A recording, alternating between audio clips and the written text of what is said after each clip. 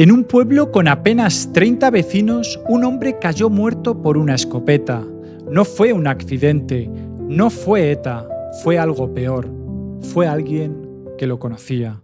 Hola, soy César y hoy te traigo un caso tan real como perturbador. Una historia que no ocurrió en la gran ciudad ni en el bajo mundo, sino en lo más profundo del Pirineo aragonés.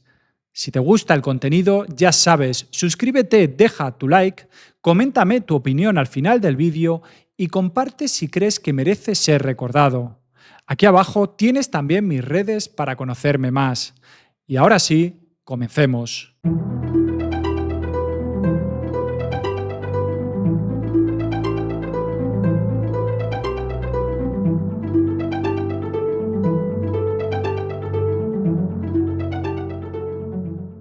La noche invernal se cierne sobre las montañas del Pirineo aragonés. En la pequeña aldea de Fago, apenas un puñado de casas de piedra dormitan bajo el cielo helado. Es 12 de enero de 2007 y el silencio del valle apenas se rompe por el ulular del viento entre los pinos. Miguel Grima, el alcalde de Fago, conduce solo por una carretera angosta y serpenteante, de regreso a casa tras una reunión en la comarca de la Jacetania. No imagina que en las sombras alguien aguarda. No sabe que cada metro que avanza lo acerca a una trampa mortal. La oscuridad de la noche es casi absoluta. Los faros de su Mercedes rasgan la penumbra del camino estrecho, bordeado de barrancos y curvas cerradas. Miguel tiene 50 años y lleva más de una década como alcalde de este remoto pueblo de montaña. Busca en la radio alguna melodía que lo acompañe en el trayecto solitario. El aire es frío y el parabrisas refleja de vez en cuando los brillos de la escarcha. Miguel está cansado, ha sido un día largo de debates políticos. Quizá piensa en llegar a su hogar para cenar algo caliente junto a su esposa Celia y descansar. Faltan unos cuantos kilómetros para Fago, pero ese trayecto nunca se completará. En la negrura del asfalto, unas siluetas se interponen en su destino. Varias piedras enormes bloquean la carretera desierta. Miguel frena en seco, extrañado. Baja la ventanilla y asoma la cabeza, intentando discernir qué ocurre. En este paraje aislado es raro encontrar obstáculos así. ¿Habrá habido un desprendimiento? El alcalde, sin percibir amenaza alguna, decide hacer lo que cualquier conductor haría: quitar las rocas para seguir su camino. Detiene el motor, enciende las luces largas, se cubre con su abrigo y baja del vehículo. El vapor de su aliento se mezcla con la niebla ligera mientras se acerca a las piedras.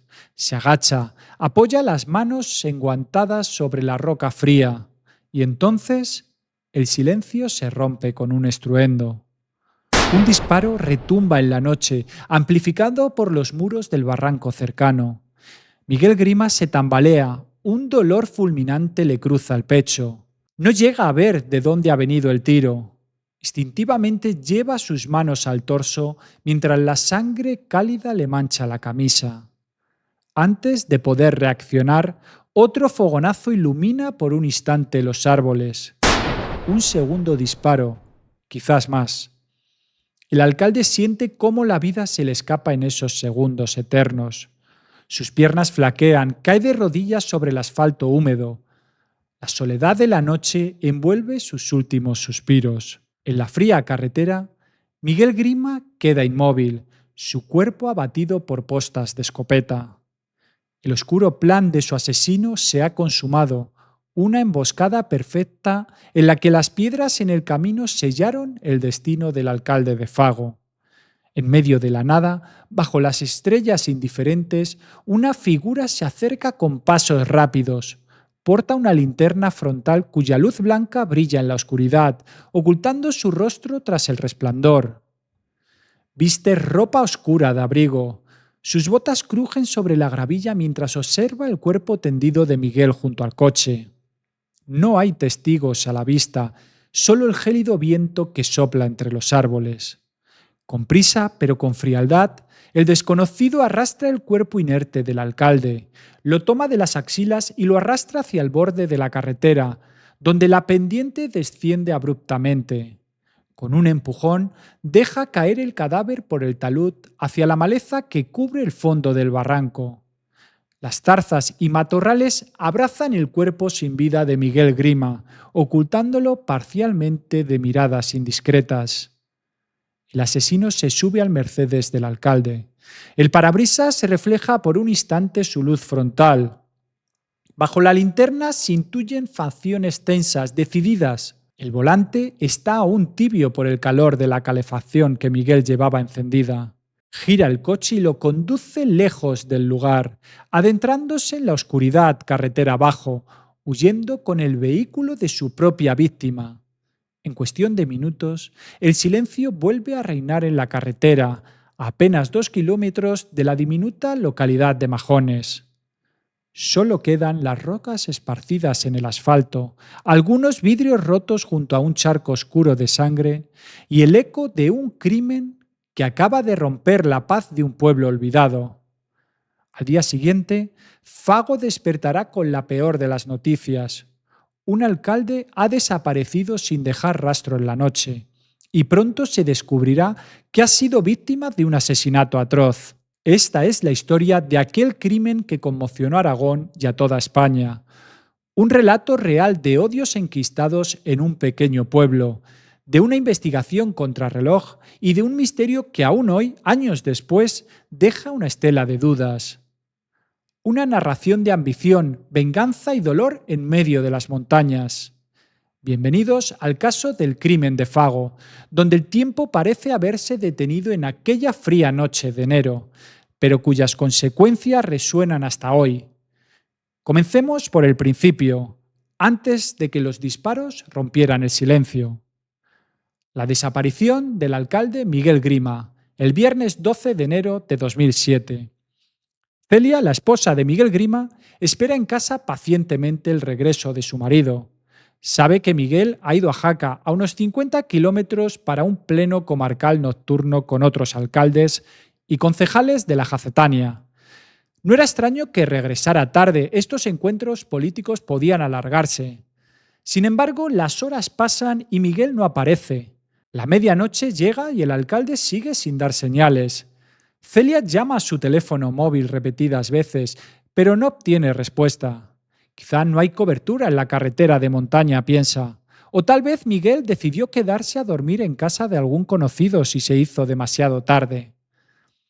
Celia trata de no alarmarse, pero una inquietud comienza a latir en su pecho.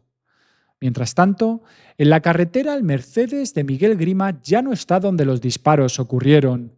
A unos kilómetros de allí, en un paraje solitario cerca de la ermita de Santa Lucía, el vehículo del alcalde ha sido abandonado. El motor está frío, sobre el volante y el asiento del conductor hay salpicaduras de sangre. Fuera, las huellas de neumáticos indican que alguien aparcó con prisa en la pista forestal. En la quietud de la madrugada, ese coche abandonado es un testigo mudo del crimen, esperando ser encontrado. En Fago, Celia pasa la noche en vilo. Al amanecer del sábado 13 de enero, su angustia se desborda. A las 8 de la mañana comprueba que la cama de su esposo sigue vacía y sin haberse deshecho. Miguel no ha dormido en casa. El presentimiento de que algo va terriblemente mal se confirma en su mente. Nerviosa y con el pulso acelerado, llama a la Guardia Civil para denunciar la desaparición. Explica que su marido debía haber llegado anoche y teme que haya sufrido un accidente de tráfico en esas carreteras complicadas. Quizás un coche volcado en algún barranco. La noticia corre rápidamente entre los vecinos de Fago. El alcalde no aparece, a pesar de ser apenas una aldea de una treintena de habitantes. La comunidad se moviliza de inmediato. Hombres y mujeres del pueblo se ofrecen voluntarios para buscar a Miguel. Algunos piensan en dirigirse hacia la carretera de Majones, por donde sabían que tendría que haber pasado. Incluso acuden amigos de localidades cercanas para ayudar en la búsqueda. Se organizan batidas improvisadas aquella misma mañana.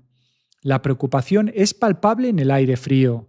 Todos temen que Miguel pudiera haberse despeñado con el coche en algún recodo traicionero. No sería la primera vez que un coche sufre un accidente en esos caminos estrechos y sin protección. La Guardia Civil llega al lugar para coordinar la búsqueda. Un helicóptero es solicitado y pronto sobrevuela la zona, peinando con la vista aérea los barrancos en busca de señales de un vehículo siniestrado. Celia observa con el corazón encogido desde el pueblo, aferrada a la esperanza de que, si es un accidente, tal vez Miguel esté herido, esperando rescate pero aún con vida. Los agentes preguntan en las poblaciones vecinas si alguien vio algo la noche anterior. A media mañana, la tensión aumenta. Del Mercedes de Miguel no hay rastro en los primeros kilómetros desde Jaca. Algunos vecinos recuerdan que la carretera entre Majones y Fago bordea constantemente un barranco profundo. Sospechan que quizá el coche del alcalde haya caído allí, oculto entre la maleza. Deciden inspeccionar cada tramo a pie. Pasadas las 14 horas de ese sábado, el expresidente de la comarca de la Jacetania, Alfredo Terrén, encabeza uno de los grupos de búsqueda. Avanzan cuidadosamente por la carretera 2021, escudriñando el asfalto y los márgenes en busca de pistas. Marcas de frenazo, fragmentos de metal, cualquier indicio de un posible accidente. De pronto, Terrén se detiene. Ha visto algo que brilla sobre el pavimento. Son pequeños cristales rotos esparcidos en una curva cerrada no muy lejos de Majones. Su corazón late con fuerza mientras se acerca al borde del camino en ese punto. Justo debajo, a unos metros cuesta abajo en el barranco, algo llama su atención. Entre unas zarzas espesas se distingue lo que parece ser la tela de una prenda de vestir.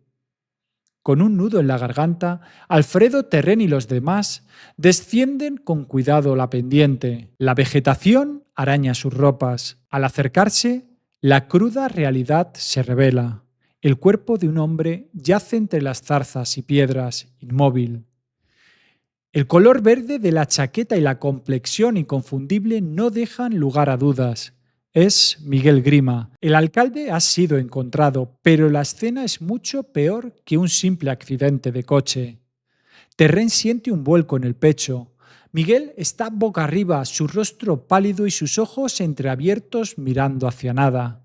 Hay manchas de sangre seca en su pecho y ropa. Uno de los rescatadores exclama con horror: «Tiene heridas de bala». En efecto, al inspeccionar el cuerpo observan varios impactos.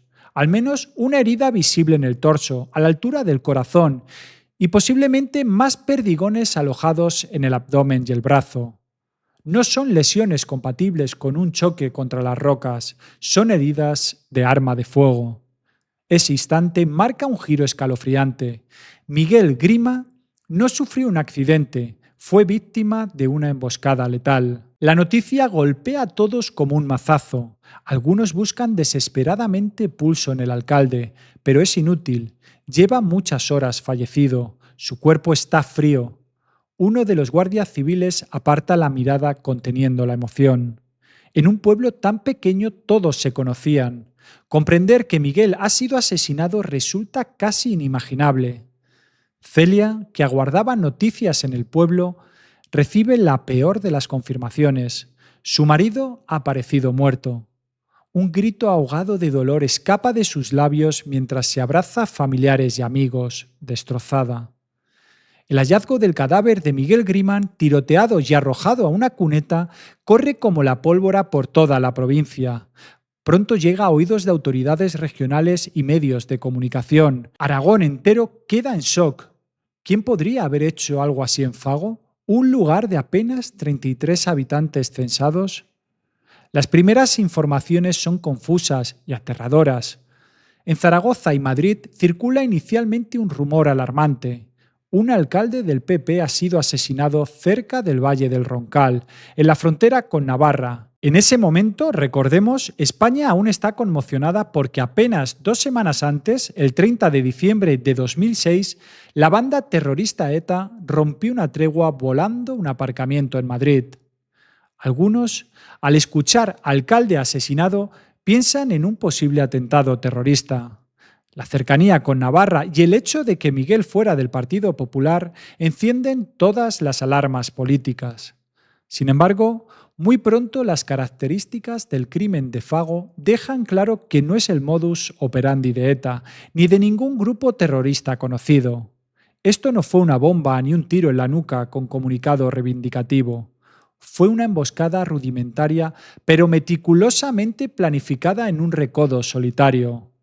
Un método más propio de una venganza personal que de terrorismo político. Además, quienes conocían a Miguel Grima sabían que su vida estaba llena de conflictos locales. Rápidamente, las sospechas se tornan hacia el entorno cercano del alcalde. En cuestión de horas, la idea de que aquello podría ser obra de un vecino resentido cobra fuerza. Las autoridades informan a la familia de Miguel y a la opinión pública. El alcalde de Fago ha sido asesinado con una escopeta de postas, una escopeta de caza que dispara perdigones de gran calibre. Fue un disparo a bocajarro que le destrozó el pecho, causándole la muerte en cuestión de minutos. Los médicos forenses que examinan el cadáver confirman que la herida letal provino de un cartucho cargado con postas, balines grandes, uno de los cuales perforó el corazón de la víctima. Miguel apenas tuvo tiempo de reaccionar. Debió morir prácticamente en el acto, desangrado internamente. Asimismo, la inspección ocular del escenario revela inmediatamente el ardid empleado. La presencia deliberada de varias piedras grandes sobre el asfalto justo en la cueva. Quien las colocó allí quería obligar al alcalde a detenerse exactamente en ese punto. Un lugar estratégicamente desfavorable para él y perfecto para una emboscada. Todo indica premeditación y alevosía. La Guardia Civil acordona la escena. Recogen muestras de los vidrios rotos esparcidos. El Mercedes tenía la ventanilla del conductor destrozada, probablemente por los disparos. Fotografían las huellas de arrastre en la cuneta donde quedó el cuerpo y señalan las manchas de sangre y casquillos o restos del cartucho si es que lo encuentran. Extrañamente no hallan inmediatamente vainas percutidas, lo que sugiere que el arma podría ser de las de cartucho tradicional que no expulsa casquillo metálico, como muchas escopetas de caza. El arma homicida no aparece en el lugar. El asesino se ha llevado consigo la escopeta. También notan algo desconcertante. El coche de Miguel no está allí. Solo quedaron los cristales de la ventanilla y algunas piezas plásticas en la cuneta, pero el vehículo había desaparecido.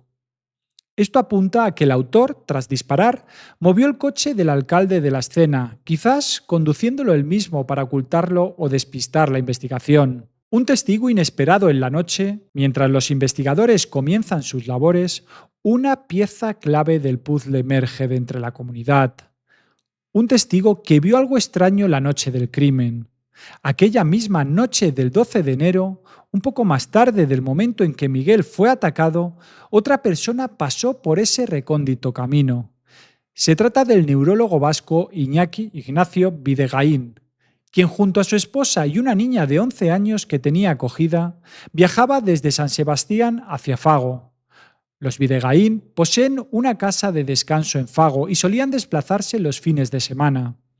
Esa noche, alrededor de las 22 horas, Iñaki conducía por la carretera de Majones rumbo al pueblo, sin imaginar que un crimen acababa de suceder allí. Según relataría posteriormente a la Guardia Civil, el doctor Bidegain se encontró con una escena inquietante en la carretera. Vio un coche detenido en la cuneta con las luces largas encendidas.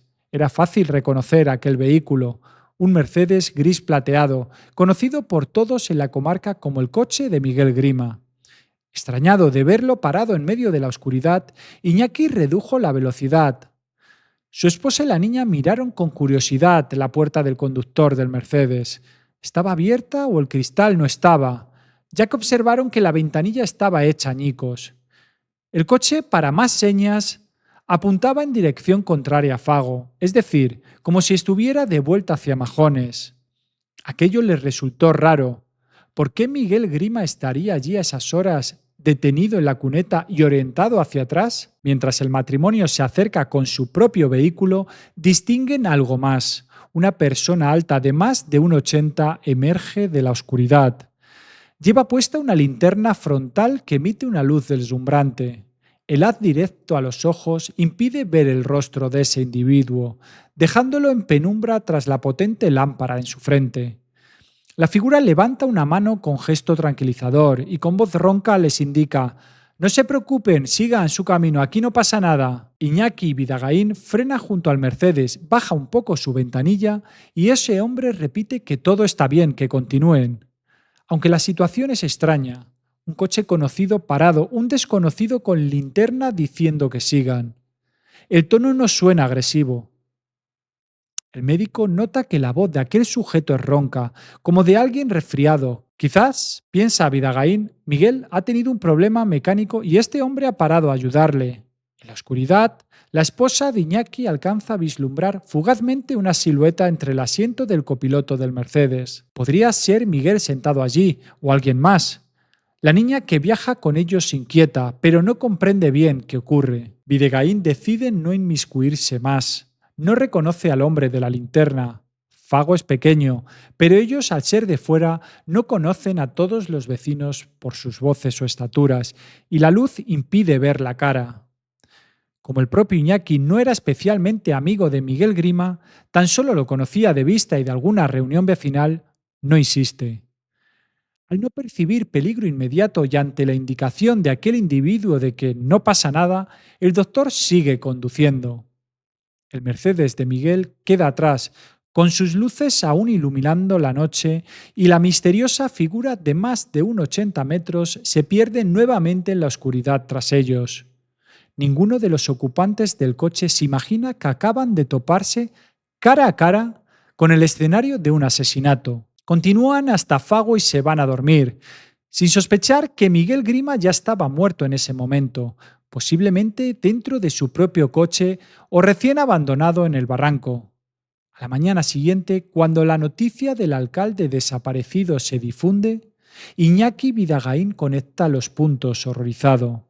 Él y su familia se presentan ante la Guardia Civil para contar lo que vieron. Este testimonio es vital. Sitúa aproximadamente la hora del crimen alrededor de las 21:30 a 22 horas y describe a un hombre alto con linterna frontal presente junto al coche de la víctima. También confirma que el Mercedes de Miguel fue movido.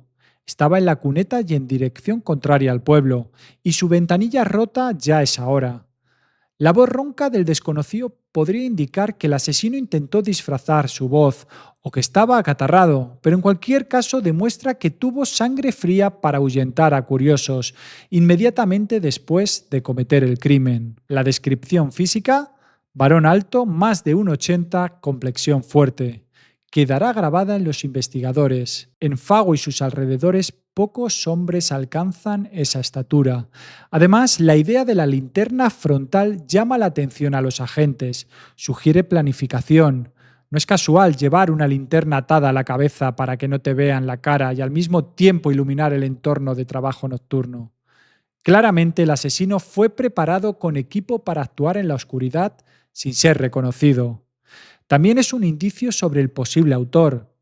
¿Acaso un cazador o un montañero habituado a moverse en el monte por la noche? Muchos vecinos de la zona dedicados a la ganadería o la caza poseen linternas frontales. Este detalle, en lugar de acotar demasiado, de momento mantiene un abanico amplio de sospechosos, pero es una primera pista concreta. Con el cuerpo hallado y el testimonio del doctor Vidagaín, la Guardia Civil ya puede reconstruir los acontecimientos básicos.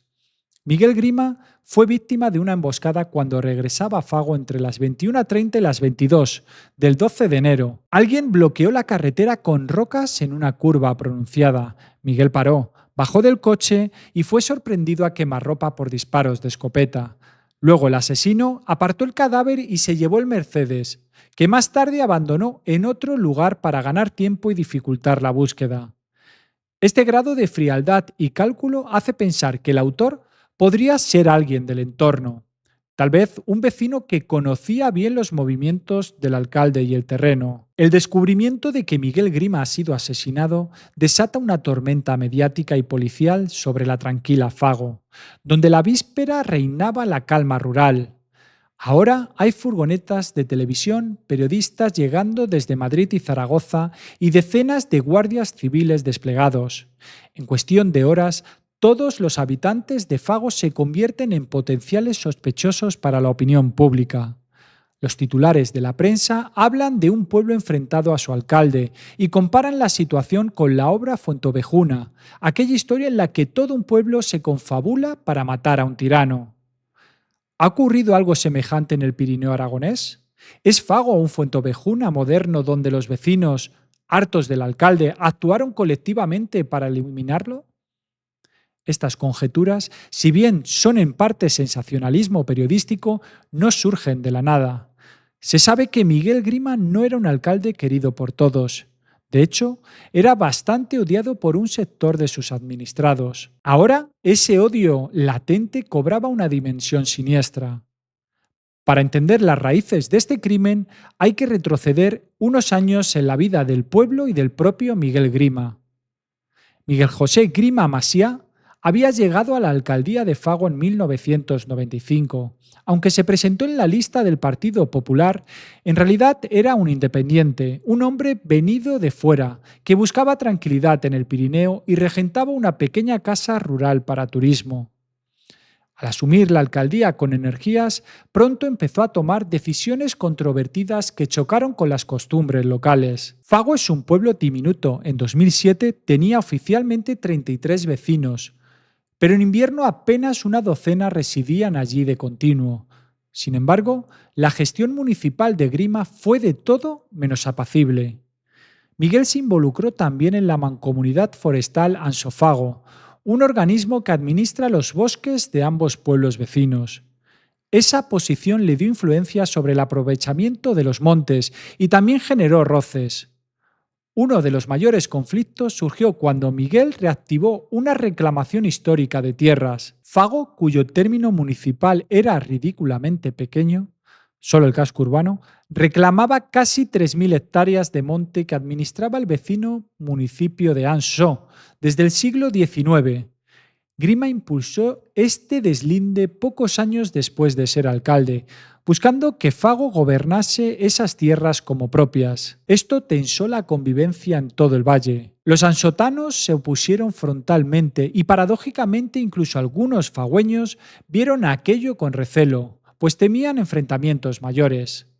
La pugna por el monte avivó rencillas antiguas y sumó otra capa de resentimiento en la zona en vísperas del crimen. Pero no era la única fuente de conflictos.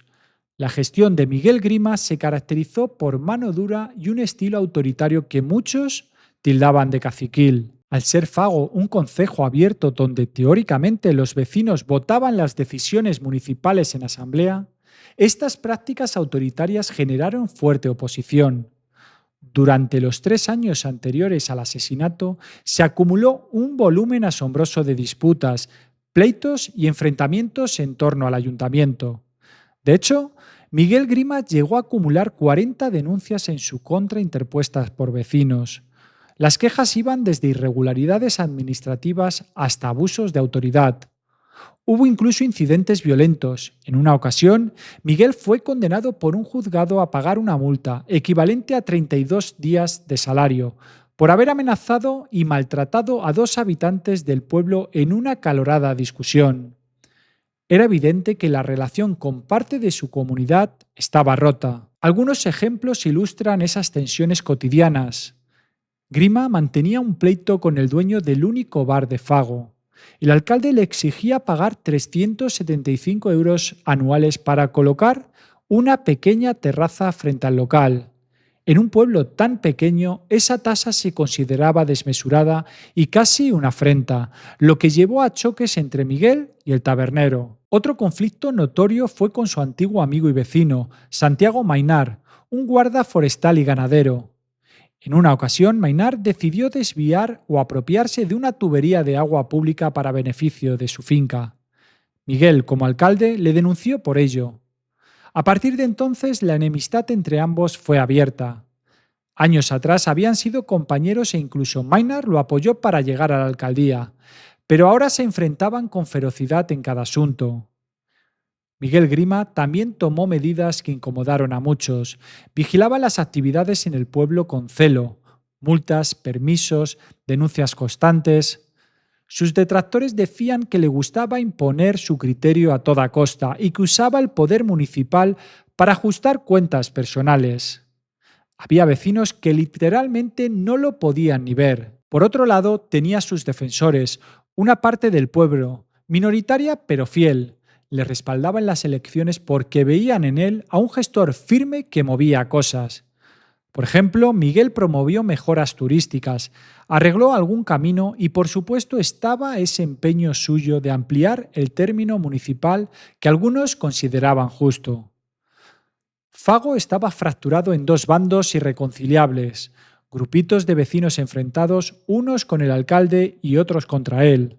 Esa fractura marcó la vida diaria de la localidad durante años, hasta tal punto que los conflictos trascendieron lo político para volverse personales. El propio Miguel vivía en un clima de tensión, recibió amenazas en más de una ocasión.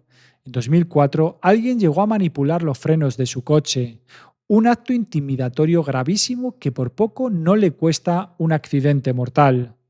Desde entonces, Miguel extremaba precauciones. Siempre cerraba con llave su vehículo y desconfiaba de dejarlo sin vigilancia. También, según contó su esposa Celia más tarde, Miguel sufría momentos de depresión y miedo por la persecución de ciertos vecinos. Se sentía acosado, de hecho había decidido no presentarse a la reelección en las próximas municipales de 2007. Planeaba dejar el cargo, cansado de esa guerra sin fin. Pero el destino no le dio la oportunidad de retirarse. Alguien se adelantó cobrando venganza a sangre fría. Con este contexto, la hipótesis de que el asesinato haya sido motivado por odios locales se vuelve la principal línea de investigación. En los primeros momentos tras el crimen, la Guardia Civil baraja varias posibilidades: un enemigo político, un vecino resentido por un litigio, un ajuste de cuentas por el tema del monte comunal. Incluso se valora si pudo ser un complot entre varios de sus adversarios locales para eliminarlo. La propia Celia, la viuda, entrega a los agentes una lista de hasta 19 personas que, según ella, tenían motivos para querer mal a Miguel. 19 posibles enemigos en un pueblo y en torno de apenas 30 habitantes. El dato es escalofriante y revela cuán enconado estaba el ambiente. En esta lista negra figuran presumiblemente los vecinos con quienes Miguel había tenido pleitos y enfrentamientos más duros, tanto de Fago como quizá de la cercana Ansó. Pronto, 70 agentes de la Guardia Civil, incluidos miembros de la élite de investigación de la Unidad Central Operativa, UCO, desplazados desde Madrid, se instalan en la zona. El gobierno quiere resolver el caso a la mayor brevedad. El ruido mediático y la presión política son enormes. Hay órdenes claras desde arriba de poner todos los medios necesarios. Así, ese idílico valle pirenaico se ve invadido por uniformes verdes recorriendo cada sendero y cada casa en busca de pistas. Los investigadores comienzan a interrogar a todos los habitantes de Fago y a personas de pueblos vecinos. Se hacen decenas de entrevistas formales e informales, tratando de tomar el pulso a las relaciones personales, buscando gestos, miradas, rumores. Paralelamente, se despliega un operativo técnico. Se recogen muestras de ADN de numerosos individuos para compararlas con posibles rastros biológicos hallados en la escena del crimen o en el coche. De hecho, la localización del Mercedes de Miguel Grima se convierte en prioridad absoluta, pues se presume que allí podría haber evidencias clave dejadas por el asesino. No se tardará mucho en encontrarlo. El domingo 14 de enero, apenas un día después del hallazgo del cadáver, un helicóptero avista un brillo metálico escondido cerca de la ermita de Santa Lucía, en término municipal de Verdún, a unos 8 o 10 kilómetros del lugar de la emboscada. Patrullas terrestres llegan al paraje señalado y allí está, el coche del alcalde, semioculto entre unos matorrales junto a una pista forestal. Al acercarse, los guardas confirman que es el Mercedes plateado de Miguel Grima. Está cerrado con llave y en su interior hay manchas de sangre, especialmente en el asiento del conductor, el volante, la palanca de cambios y el freno de mano. También notan lo que podrían ser restos de tejidos o cabellos y marcas que sugieren que un cuerpo ensangrentado estuvo allí. Este hallazgo es otro golpe de realidad. El asesino usó el coche del propio Miguel para huir del lugar del crimen y luego lo abandonó en ese sitio remoto esperando retrasar su descubrimiento. El Laboratorio de Criminalística de la Guardia Civil se aboca a las tareas forenses con rigor. Bajo el aire helado de enero, un equipo de especialistas trabaja largas horas sobre el Mercedes, palmo a palmo. Con pinceles finos y luces forenses buscan huellas dactilares, fibras de ropa ajenas y recogen muestras de las manchas de sangre para su análisis genético. Cualquier indicio podría delatar al culpable. Mientras tanto, los interrogatorios en el pueblo arrojan un dato inquietante. Varios vecinos apuntan hacia un mismo nombre cuando se les pregunta quién odiaba más al alcalde. Ese hombre es Santiago Maynar Sauras. Maynar, de 52 años, es bien conocido por todos, incluida la Guardia Civil local. Vive en Fago, es guarda forestal de profesión y tiene una explotación ganadera. Además, junto con su hermana, regenta una casa rural de turismo en el pueblo, que curiosamente compite con la casa rural que el propio Miguel Grima administraba. Maynar había sido antiguamente amigo de Miguel, pero con el tiempo se convirtieron en enemigos declarados. De hecho, Santiago Maynar fue el candidato rival de Miguel en las elecciones municipales de 2003. Encabezó la lista del PSOE contra Miguel, que iba por el PP en esa contienda local. Perdió esos comicios, pero no por ello desapareció la rivalidad, más bien se agravó. Los investigadores descubren que en días posteriores al asesinato, Santiago Maynar ha sido uno de los pocos vecinos en hablar con la prensa sin tapujos. Varios medios nacionales llegados a Fago lograron entrevistarlo y él, lejos de la prudencia que cabría esperar, aprovechó para poner verde al alcalde muerto, llamándolo déspota y tirano en declaraciones públicas. A ojos de la Guardia Civil, este comportamiento resulta extraño y atrevido. La mayoría de los habitantes, asustados y consternados, rehuyen a los periodistas, pero Maynar parece casi disfrutar la atención, desahogando toda su rabia contenida contra Miguel, incluso ahora que ha sido asesinado. ¿Es un hombre dolido que habla con sinceridad sin pensar en las sospechas? ¿O es un asesino tan resentido que ni se preocupa por fingir tristeza? Entre las frases que Maynar lanza a los micrófonos hay una que destaca por su crudeza. Solo le rompen la cara a quien se la busca, llega a decir, insinuando que Miguel provocó su propia desgracia con su forma de ser. Palabras durísimas con el cadáver del alcalde aún caliente. También afirma ante cámaras que Miguel Grima había sido un tirano y que el pueblo respiraba en paz sin él. Estas declaraciones levantan cejas entre periodistas y guardias. Maynar prácticamente está proporcionando un móvil en público. Que el pueblo descanse libre de Miguel e instalándose en el centro de la atención. No es de extrañar, entonces, que Santiago Maynar se convierta rápidamente en el principal sospechoso. Su físico coincide con el descrito por el testigo Videgaín. Maynar es un hombre alto, sobre 1,85, fornido por los trabajos del campo. Es cazador, conoce de armas y como guarda forestal sabe moverse en el monte con sigilo. Seguramente posee una linterna frontal en su equipo. Además, su enemistad con la víctima era bien sabida, enemistad política, personal y vecinal. Fue el líder del otro bando en Fago, aquel grupo de vecinos que se oponían sistemáticamente a las iniciativas de Miguel. El sumario del caso más tarde reflejaría que, de los 33 censados en Fago, 13 estaban claramente en contra del alcalde, con Maynar a la cabeza. Demasiadas coincidencias para ignorarlas. Apenas días después del crimen, la Guardia Civil ya ha recogido muestras de ADN de Maynar, al igual que de otros varios vecinos, y están cotejándolas con las encontradas en el Mercedes de Miguel. También le ha tomado declaración formalmente. Santiago Maynar es interrogado por primera vez poco después del 13 de enero, en lo que los investigadores describen como una toma de contacto. Maynar, seguro de sí mismo, responde con relativa calma. Niega tener que ver con el asesinato, por supuesto. Explica que la noche de autos estuvo en su casa rural y que, como todos, se sorprendió al enterarse de la desaparición. Sin embargo, los agentes notan detalles que les mosquean. Sus respuestas tienen algunas lagunas e inexactitudes. Por ejemplo, no queda muy claro su horario de la noche anterior. ¿Tuvo coartada sólida? En aquel invierno apenas había huéspedes en su casa rural y Maynard vivía solo, sin nadie que certifique qué hizo a esas horas. Además, los guardias perciben en su actitud algo extraño.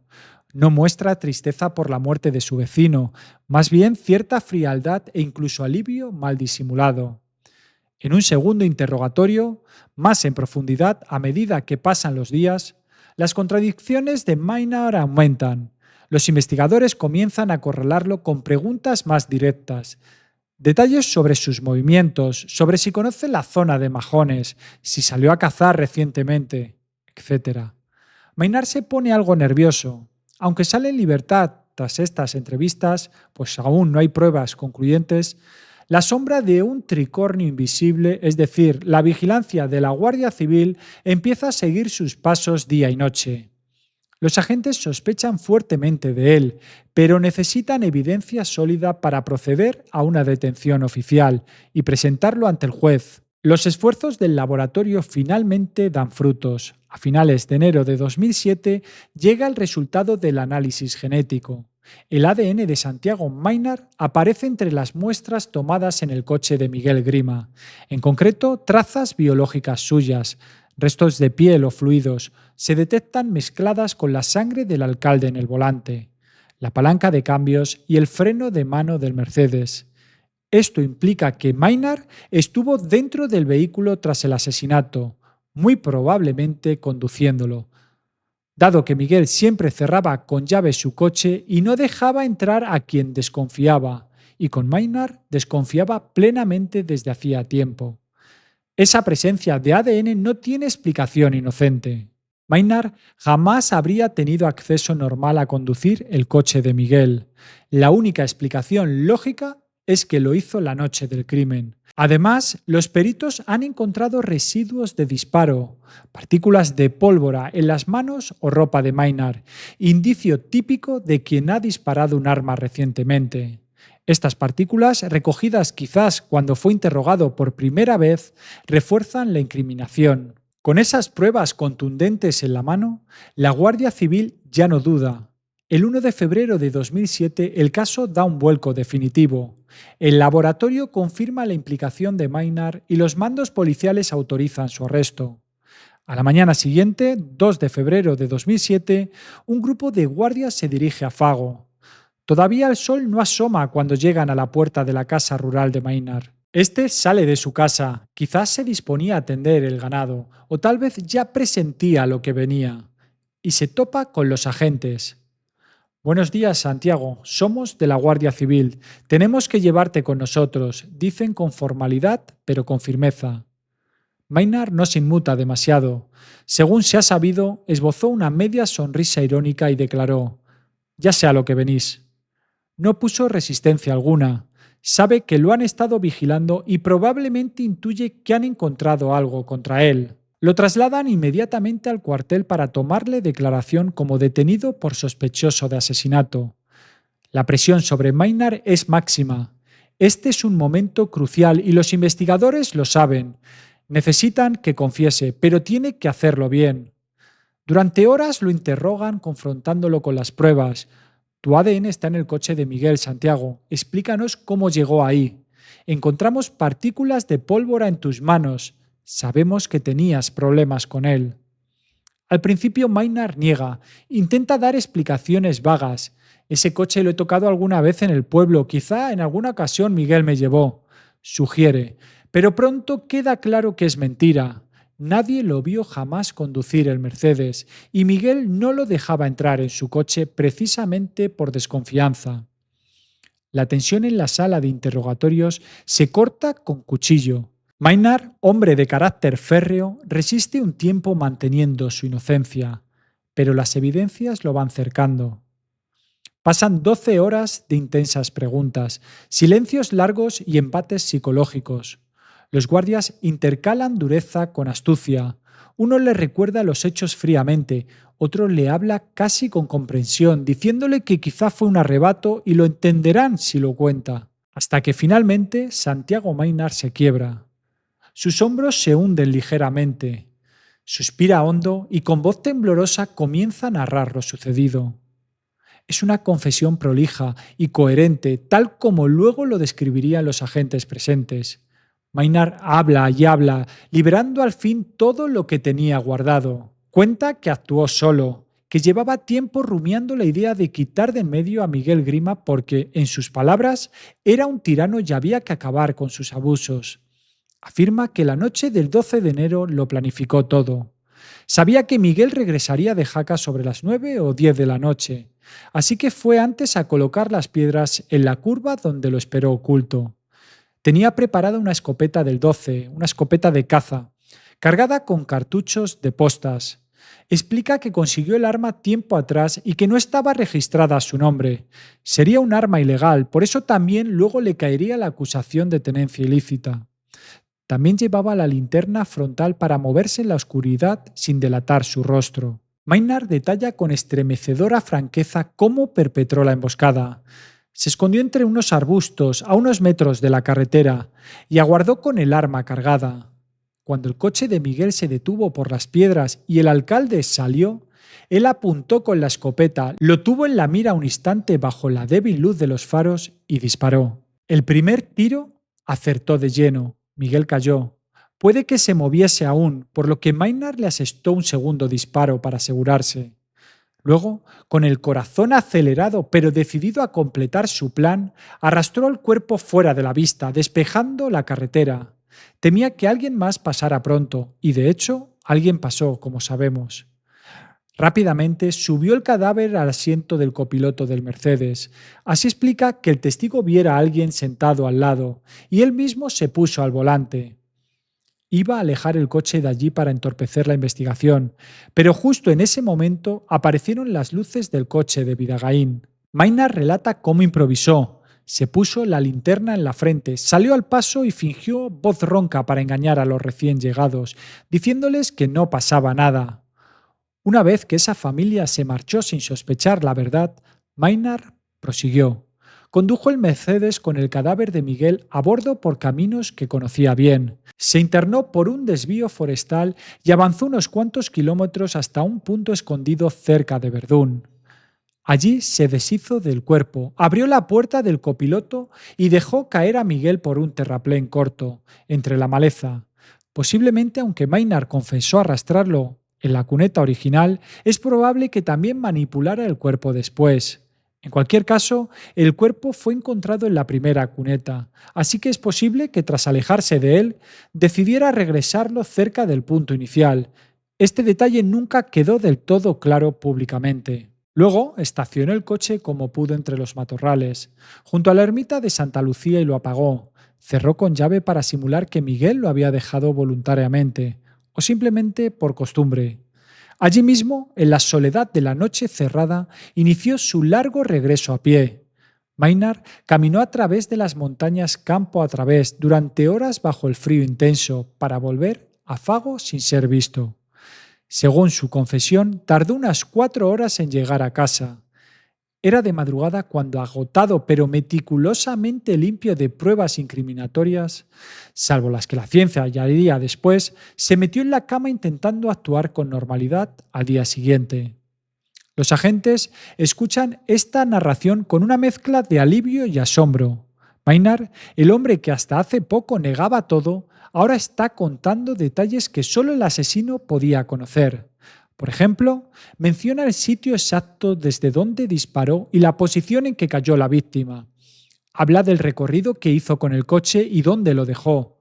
Información que coincide con dónde efectivamente apareció el vehículo, lo cual Maynard no podría saber a menos que fuera cierto, porque la localización del coche no se había divulgado a la prensa en ese momento.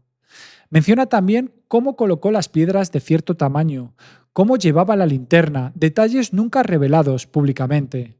Cada punto de su relato es contrastado con lo hallado y encaja. También accede a señalar en persona los lugares clave. lleva a los guardas al preciso rincón, donde aguardó con la escopeta, y efectivamente allí encuentran huellas y algunos cartuchos vacíos escondidos entre la hojarasca que se les habían pasado. Incluso se encuentran algún trozo de plástico que luego se confirma que era parte de la linterna frontal del sospechoso, coincidente con una linterna similar que encuentran en su casa. Todo encaja como piezas de un macabro rompecabezas. En un gesto final, Maynard lleva a los agentes a un punto del monte donde asegura que encontró la escopeta utilizada. Afirma que él no la tenía inicialmente, sino que la halló oculta en el monte, sugiriendo quizás que otro la puso allí para él. Es una coartada poco convincente para no incriminar a nadie más, pero los investigadores sospechan que es su modo de proteger la identidad de quien le proporcionó el arma. Lamentablemente no consiguen recuperar la escopeta. Maynard dice haberla arrojado después de usarla, y a pesar de rastrear la zona indicada, no la encuentran. Quizá otro cómplice se deshizo de ella o simplemente quedó irrecuperable en el abrupto terreno. Para Santiago Maynard, esta confesión parece ser una especie de liberación emocional. Tras contar cómo lo hizo, empieza a explicar por qué lo hizo. Desahoga su resentimiento acumulado pintando a Miguel Grima ante los guardias como un déspota que había arruinado la convivencia del pueblo. Llega a decir frases casi históricas que dejan atónitos a sus interlocutores. En otros tiempos, quienes derrocaba el monarca se convertían en el nuevo rey, suelta, dando a entender que en su visión él ha derrocado a un tirano local. Los agentes lo escuchan con asombro. Maynard se ve a sí mismo como un justiciero, el liberador de Fago. Confiesa sin lágrimas ni arrepentimiento evidente, más bien con una especie de orgullo trágico.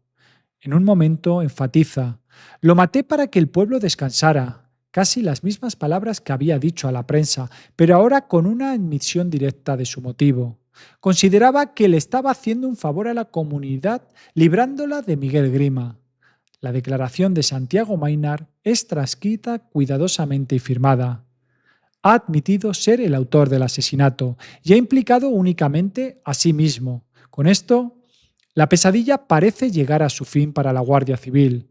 El caso está resuelto. Los medios de comunicación difunden de inmediato la noticia bomba. Detenido el asesino del alcalde de Fago. Confiesa su crimen. Fago vuelve a ser invadido por periodistas. Esta vez ha anunciado que el culpable es uno de sus vecinos.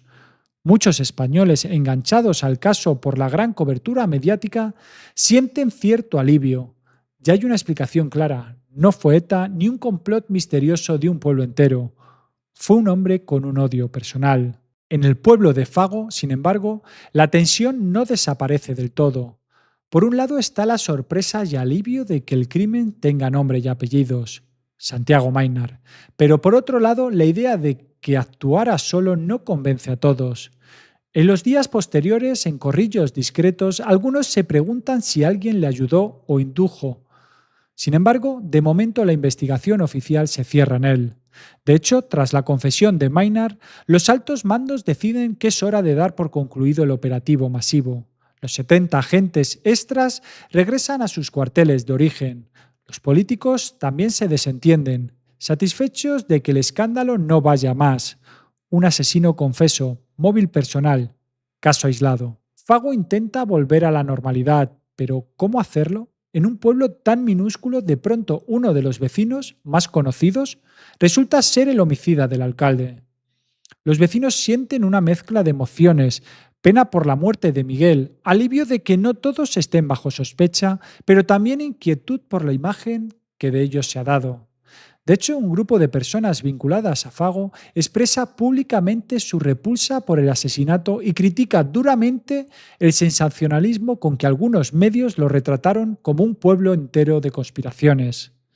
Quieren dejar claro que, aunque hubiera disputas, la mayoría jamás habría apoyado una violencia así. En cierta forma, esos vecinos también son víctimas. El nombre de Fago ha quedado manchado para siempre por esta tragedia. La historia, sin embargo, da otro giro inesperado. Días después de la detención y confesión, Santiago Maynard cambia la versión. El sistema judicial español establece que tras la detención policial, el acusado debe ser puesto a disposición de un juez instructor. Así, Maynard es trasladado ante la jueza de instrucción de Jaca que lleva el caso. Allí comparece asistido por un abogado, y en esa instancia, el 5 de febrero de 2007, donde Maynard sorprende a todos al declararse inocente, se retracta de todo lo dicho ante la Guardia Civil.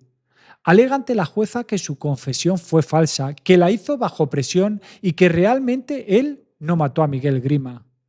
Los investigadores y la propia opinión pública quedan estupefactos. Maynard afirma ahora que se autoinculpó para liberar al pueblo de sospechas y que los detalles que dio los obtuvo de lo publicado en la prensa. Confesé cosas absurdas para quitar presión al pueblo.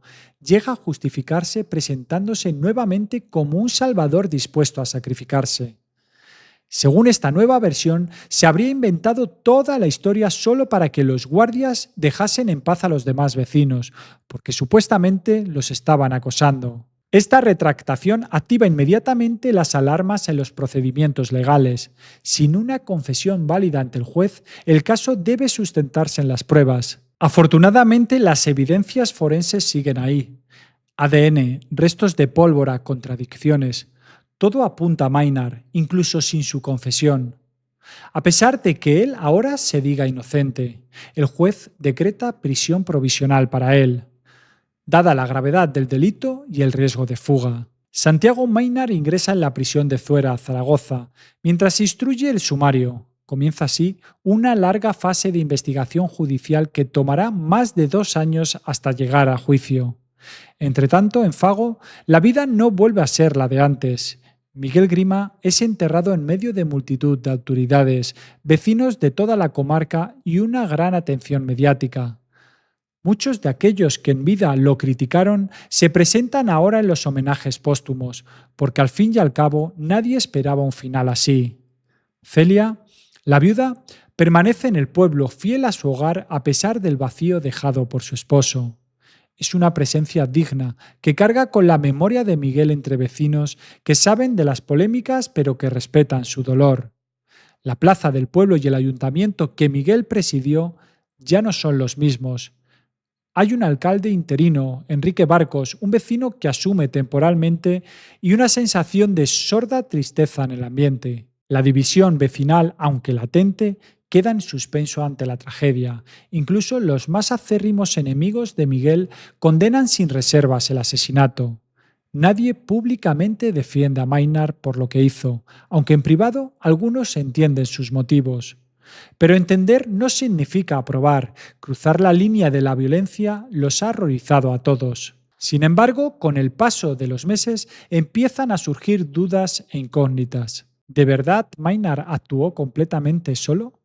Su confesión inicial lo afirmaba, pero luego él se retractó. Incluso entre los investigadores, algunos no están 100% convencidos de que no hubiera al menos un cómplice. Recordemos que al confesar, Maynard mencionó que encontró la escopeta, sugiriendo que alguien se la proporcionó. Y está también el hecho de mover las piedras, emboscar, conducir el coche, esconderlo, caminar 4 horas. Ciertamente pudo hacerlo solo, pero ¿y si alguien lo esperaba en algún punto? Las muestras de ADN en el coche revelaron perfiles mezclados, además del suyo y el de la víctima. ¿Eran simplemente degradación de la misma sangre o había rastros de una tercera persona que no se logró identificar? Oficialmente no se dijo nada concluyente. El testigo Iñaki Bidegain añade otra piedra al zapato de la certeza. Cuando a Bidegain le muestran posteriormente a Santiago Maynard en fotografías y en persona, él asegura que el hombre de la linterna que vio aquella noche no era Maynard. Según Bidegain, la constitución o la cara del individuo no se correspondía con la del acusado. Esta declaración es problemática para la acusación, porque si el único testigo ocular no lo reconoce, siembra sombra de duda. Durante la instrucción judicial, sin embargo, esa pista no se siguió con mucho énfasis. Pareciera que una vez tenido un sospechoso confeso, aunque luego se echara atrás, y pruebas fuertes contra él, la línea de investigación de un complot más amplio se enfrió deliberadamente. Aún así, la sentencia del futuro juicio dejará abierto ese resquicio famoso, la posibilidad de que Maynard no estuviese solo. La leyenda negra de un fuenteovejuna pirenaico seguirá planeando en el imaginario colectivo. En el propio valle, al cabo de un tiempo, muchos lugareños siguen pensando que otros participaron o al menos sabían la intención de Maynard y lo apoyaron silenciosamente. Pero sin pruebas concretas, todo queda en murmuraciones de taberna y conjeturas de sobremesa. Lo cierto es que Santiago Maynard pasa encarcelado los años 2007, 2008 y 2009 a la espera de su juicio. Durante ese periodo experimenta altibajos anímicos. Según trascendió luego, en prisión intentó suicidarse 2 veces. Lo trasladan finalmente al penal del Dueso, en Cantabria, por cuestiones de seguridad y quizá para alejarlo de entorno aragonés. En la cárcel se vuelve un preso de comportamiento correcto pero taciturno. Rechaza solicitar beneficios penitenciarios, parece dispuesto a cumplir íntegramente lo que le echen. Ante otros internos, en ocasiones admite su culpa en el asesinato. Así se supo extraoficialmente, aunque nunca delata a nadie más. En sus propias palabras, se ve como un chivo expiatorio voluntario. Él carga con todo el peso para que el resto de implicados, si los hubiera, queden a salvo. Llegó a decir metafóricamente: hice como el jabalí macho. Para defender a la manada salgo corriendo hacia los perros, así los otros se salvan. Esa imagen de sacrificio autoimpuesto definiría su actitud en los años venideros. No es hasta noviembre de 2009 cuando por fin tiene lugar el juicio por el crimen de Fago. La expectación es enorme. La Audiencia Provincial de Huesca, donde se celebra el proceso con jurado popular, acredita la presencia de 170 periodistas de todo el país. Cámaras de televisión abarrotan la entrada. Han pasado casi 3 años desde el asesinato, pero el interés sigue vivo. El caso del alcalde odiado de Fago y su vecino asesino se ha convertido en un referente de la crónica negra reciente. Santiago Maynard llega escoltado a la sala. Ha adelgazado y sus sienes se encanecen, pero mantiene la cabeza alta. Durante el juicio su estrategia es firme, niega ser el autor material, se declara inocente de nuevo ante el tribunal. La Fiscalía, sin embargo, presenta un caso sólido en su contra. Desfilan peritos que exponen las pruebas científicas, el ADN de Maynard en el coche de la víctima, los residuos de pólvora, la coincidencia de su linterna con fragmentos hallados, etc. Testigos locales relatan el odio público que Maynard sentía hacia Grima. Se habla de los conflictos que hemos descrito, subrayando el móvil por rencor. Incluso reproducen fragmentos de su primera confesión. Aunque legalmente estuviera retirada, los detalles conocidos orientan mucho el debate. Por su parte, la defensa de Maynard intenta sembrar dudas. Apunta a la falta del arma homicida, nunca recuperada, a la posibilidad de otros implicados y sobre todo se apoya en que Vidagaín no identificó a Maynard como el hombre visto en la escena. Pero en conjunto la evidencia circunstancial y directa es abrumadora. El momento cumbre es cuando el propio Santiago Maynard toma la palabra de su alegato final. Haciendo honor a su personalidad vehemente, no suplica clemencia ni expresa arrepentimiento convencional. En cambio, lanza una declaración desafiante y casi filosófica. Prefiero que me acusen de dar muerte a un tirano antes que ampararlo políticamente y resignarme como ciudadano. Proclama ante el estupor de la sala. Con esta frase, Maynard viene a decir que, si de él depende, prefiere cargar con la culpa de eliminar a alguien o injusto que haber sido cómplice de sus injusticias guardando silencio. Es una afirmación chocante, pues no es exactamente una confesión lisa y llana, pero tampoco una negación. Suena más bien a una justificación moral del crimen. Maynard, en el fondo, está asumiendo el papel de justiciero una vez más, aunque legalmente siga diciendo «no lo hice». Tras varios días de testimonios y deliberaciones, el jurado y los magistrados llegan a un veredicto. A finales de noviembre, la audiencia pronuncia sentencia. Santiago Maynard es declarado culpable del asesinato de Miguel Grima. Lo condenan a 20 años y 9 meses de prisión por los delitos de asesinato con alevosía, al tratarse de una emboscada planificada, atentado contra la autoridad por matar a un alcalde, cargo público, y tenencia ilícita de armas por el uso de la escopeta no registrada. La sentencia incluye además una indemnización de 105.000 euros a la familia de la víctima y como medida accesoria se establece que cuando salga de prisión, Maynard tendrá prohibido acercarse a menos de 500 metros de Fago o de la viuda y hermanas de Miguel Grima durante varios años. En esencia, lo destierran de la comunidad a la que decía haber querido liberar. Un detalle notable en el fallo judicial es la frase que deja constancia de esas persistentes dudas. El tribunal considera a Maynard autor del crimen, solo o en compañía de otros. Esta coletilla legal, rara pero no inédita, también se usó en famosos casos como el de los marqueses de Urquijo años antes, refleja que la Corte está convencida de su culpabilidad, pero admite la posible participación de terceros no identificados. No afecta la responsabilidad de Maynard, que sigue siendo plena, pero reconoce que el misterio no ha sido desentrañado completamente.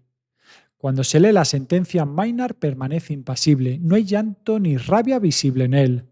Celia, la viuda de Miguel, escucha el veredicto entre la tristeza y el alivio silencioso.